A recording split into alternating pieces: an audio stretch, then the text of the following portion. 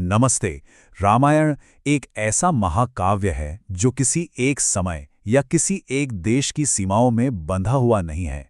आज हम इसकी शुरुआत को समझने की कोशिश करेंगे, एक ऐसी कहानी का जन्म जिसने आने वाली सदियों को प्रेरित किया और आज भी कर रही है। और इसकी अपील कितनी बड़ी है, ये समझने के लिए चलिए इस कोट से शुरुआत करते हैं। ये फ्रांस के एक इतिहासकार हैं, एम मिशेले। उनका ये कहना ये दिखाता है कि रामायण की गूंज सिर्फ भारत तक ही सीमित नहीं रही। दुनिया भर के बड़े बड़े विचारकों ने इसकी गहराई को पहचाना और सराहा है। बिल्कुल, क्योंकि सच तो यही है, ये सिर्फ एक कहानी है ही नहीं, ये तो एक कल्चरल डॉक्यूमेंट है, एक फिलॉसफी है और कह सकते हैं कि जीने का एक तरीका भी है।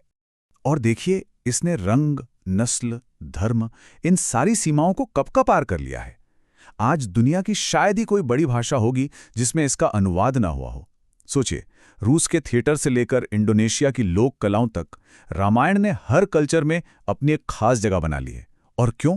क्योंकि इसका जो संदेश है वो यूनिवर्सल है। और बात सिर्फ दुनिया की नहीं है, अपने ही घर यानी भारत में भी ये कहानी कभी किसी एक भाषा में सिमट कर नहीं रही। जब संस्कृत आम लोगों की भाषा नहीं रह गई तो हमारे कवियों ने, संतों ने इसे अलग अलग क्षेत्रीय भाषाओं में फिर से लिखा। मकसद बस एक था कि त्याग, कर्तव्य और प्रेम का जो संदेश है वो हर एक इंसान तक पहुंचे। तो चलिए अब इस कहानी के बिल्कुल कोर में चलते हैं, इसके फिलॉसफिकल बेस को समझते हैं, जो है एक शाश्वत संग्राम। रामायण का जो पूरा सार है ना, वो असल में दो अपोजिंग फोर्सेस के बीच की एक लड़ाई है। एक तरफ है सत्य और धर्म और दूसरी तरफ है जुल्म और अधर्म। अब ये सिर्फ गुड वर्सेस इविल वाली एक सिंपल लड़ाई नहीं है, नहीं, ये उससे कहीं ज्यादा गहरी है। ये एक तरह से ऑर्डर और केओस यानी व्यवस्था और अराजकता के बीच का संघर्ष है। और जानते हैं, इसी संघर्ष से इस महाकाव्य का जो सबसे बड़ा विश्वास है वो पैदा होता है। ये एक तरह का वादा है, एक प्रॉमिस कि जब जब निरंकुश शक्तियां मानवता को कुचलने की कोशिश करेंगी तो उनका सामना करने के लिए एक शक्ति जरूर जन्म लेगी। और ये शक्ति ये किसी हथियार से नहीं, बल्कि सत्य, आत्मविश्वास और प्रेम जैसे मूल्यों के दम पर लड़ेगी। और यही इस महाकाव्य का सबसे बड़ा और अंतिम वादा है कि अंधेरा चाहे कितना भी घना क्यों ना हो, आखिर में जीत हमेशा सत्य की ही होगी। सत्यमेव जयते। तो चलिए अब कहानी की एकदम स्टार्ट में चलते हैं, जहां से ये सब शुरू हुआ। और यहां दो प्रॉब्लम्स हैं जो एक साथ चल रही हैं और इस कहानी को आगे बढ़ाती हैं। एक कॉस्मिक लेवल की और दूसरी बिल्कुल पर्सनल। तो पहली समस्या तो बहुत बड़ी है। पूरे ब्रह्मांड के स्तर पर एक राक्षस राजा है, रावण, शक्ति के नशे में चूर। वो तीनों लोकों में आतंक मचा रहा है। उसके जुल्म से धरती, ऋषि मुनि, यहां तक कि देवता भी परेशान हो चुके हैं।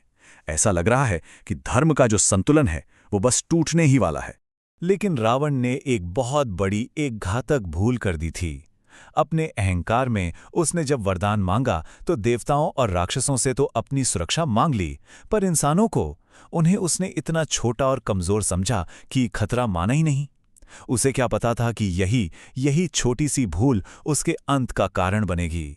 तो एक तरफ तो पूरी दुनिया रावण के आतंक से कांप रही थी और दूसरी तरफ अयोध्या के राज्य में एक राजा अपने निजी दुख में डूबा हुआ था। ये थे महान रघुकुल के राजा दशरथ। देखिए, उनके पास क्या नहीं था, धन, दौलत, शोहरत, सब कुछ था। तीन प्रिय रानियां थीं, लेकिन बस एक दुख, एक बहुत बड़ी पीड़ा उन्हें अंदर ही अंदर खाए जा रही थी। उनकी कोई संतान नहीं थी। उन्हें ये चिंता थी कि उनके बाद रघुकुल का वंश कैसे आगे बढ़ेगा, कहीं समाप्त तो नहीं हो जाएगा। इस गहरे दुख का समाधान सुझाया उनके कुल गुरु वशिष्ठ ने। उन्होंने कहा, एक पुत्र कामेष्ठी यज्ञ करना होगा, पर इसकी एक शर्त थी। शर्त ये कि राजा दशरथ को अपना राजपाट, अपना सिंहासन, अपना अहंकार सब छोड़कर एक विनम्र साधक की तरह महान ऋषि ऋषशृंग के पास जाना होगा। क्योंकि कहते हैं ना, भिक्षा हमेशा खाली झोली में ही मिलती है। और राजा की यही विनम्रता थी जिसने आशा के जन्म का रास्ता खोला। और यहां से कहानी ने एक ऐसा मोड़ लिया जिसने सब कुछ बदल दिया। तो जब राजा दशरथ की प्रार्थना और ऋषि के अनुष्ठान सफल हुए तो यज्ञ की पवित्र ज्वालाओं से स्वयं अग्निदेव प्रकट हुए और उनके हाथों में था एक पात्र जिसमें दिव्य खीर थी। ये कोई साधारण घटना नहीं थी, ये एक डिवाइन इंटरवेंशन था, राजा की सच्ची प्रार्थना का जवाब। अब राजा दशरथ ने उस दिव्य प्रसाद को बहुत ही सोच समझकर अपनी रानियों में बांटा। आधा हिस्सा उन्होंने दिया अपनी सबसे बड़ी रानी कौशल्या को, फिर जो बाकी आधा बचा वो दिया अपनी सबसे छोटी और प्रिय रानी कैकेयी को। इसके बाद कौशल्या और कैकेयी दोनों ने अपने अपने हिस्से में से थोड़ा थोड़ा भाग मंजली रानी सुमित्रा को भी दिया। और उस दिव्य प्रसाद का फल ये हुआ कि अयोध्या के महल में एक नहीं, दो नहीं, बल्कि 4-4 राजकुमारों की किलकारियां गूंजीं। रानी कौशल्या के पुत्र हुए राम, रानी कैकेयी के भरत और रानी सुमित्रा को 2 पुत्रों का सौभाग्य मिला, लक्ष्मण और शत्रुघ्न।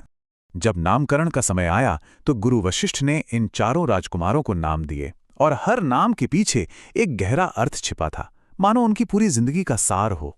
राम यानी वो जो सारे संसार को आनंदित करें, भरत यानी जो इस जगत का भरण पोषण करें, लक्ष्मण जो हर शुभ लक्षण से संपन्न हो, और शत्रुघ्न जिनके नाम से ही शत्रु कांप उठे। और बस इसी के साथ वो वादा पूरा हुआ। याद है वो वादा कि जब जब अधर्म बढ़ेगा एक दिव्य शक्ति जन्म लेगी। तो बस रावण के उसी अधर्म को चुनौती देने के लिए वो दिव्य शक्ति राजा दशरथ के घर मानव रूप में अवतरित हो चुकी थी। आशा का जन्म हो चुका था। लेकिन रुकिए, ये तो बस शुरुआत है। अभी तो ये 4 राजकुमार बड़े होंगे और इस पूरी दुनिया को धर्म के रास्ते पर वापस लाने का जो भारी काम है वो इन्हीं के कंधों पर आएगा। तो सवाल अब ये है कि सत्य की जीत का ये वादा आखिर पूरा कैसे होगा? इस सफर में कौन कौन सी मुश्किलें आएंगी?